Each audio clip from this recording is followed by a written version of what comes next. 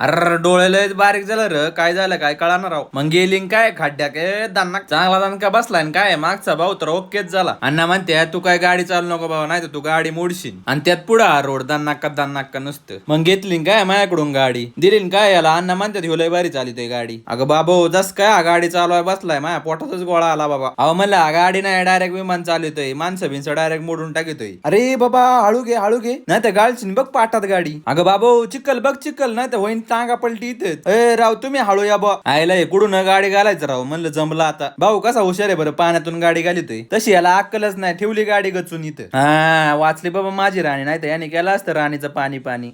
कसं नुसतं चिखोल. इकडे जांभळं घायला आलतो, हे बिलेंदर वरतीच जांभळं खायचं आणि जांभळं खाऊन झालं बिया आमच्याकडे फेकायचं. म्हणलं तू तो गया बेटे अब. आता जर जांभळं दान दिली तर लय मारीन बरं का तुला. मग कुठं खाली भाऊ पिशवीत जांभळं टाकायला लागलाय. भाऊ खालून जांभळा ना म्हणायचा आजा आजा आजा. अरे पाडलं नाही याड्या तू काय आजा